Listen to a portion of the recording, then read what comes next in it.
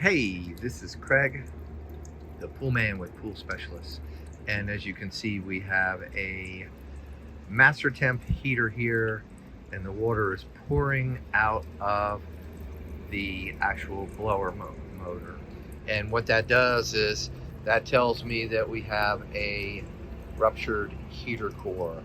This is really common in these, and a lot of people would like you to believe that it only happens because of bad water chemistry. But the reality with these heaters is a lot of times it happens because of the heater core rupturing from acidic water dripping on the outside, and I'm going to show you this. So this is one way to see it, and now I'm going to remove the bolt on the header, and you can see the water draining out. So as you can see, I removed the bottom bolt from the IO header, and you can just see the water just pouring out of there. And this is a pretty new heater breach, and so therefore the water is nice and clear, but normally it would be really rusty typically by the time you get there. So we're going to open up the top of this heater. We're going to pull all this stuff off, and I want to show you exactly where the problem is. So as you can see, this heater core is breached, and it's actually not as sooted up as I thought it would be. But what causes this is the water in here condensates because the heater is such high efficiency. And so the condensating water drips down from the top to the next, and causes the breach actually from the outside, not from the inside. And this is pretty common because when the air temperature drops below about 40 degrees, you get a lot more condensation inside this heater.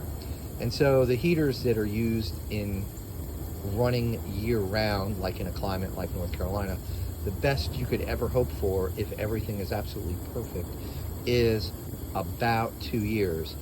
And this one we have had restricted so the flow is only about 45 gallons per minute.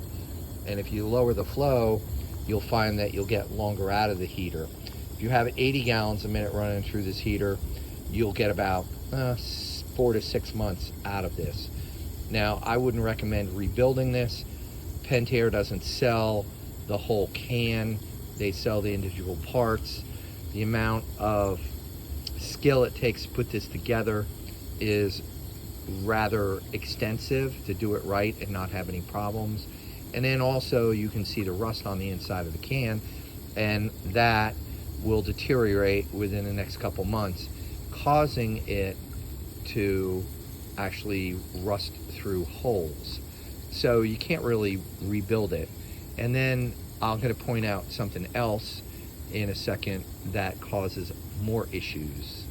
So this is the back side of that heater, so what faces in the pad. And then this is where your gas comes through and gets diffused.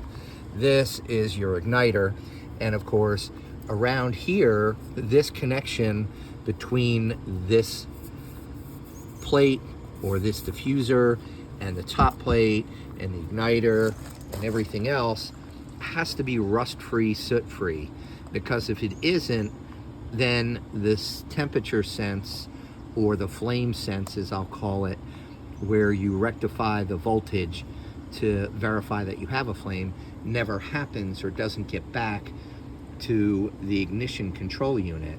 And so therefore you wind up having issues thinking it's not fired, and there is really no way to correct that and fix it.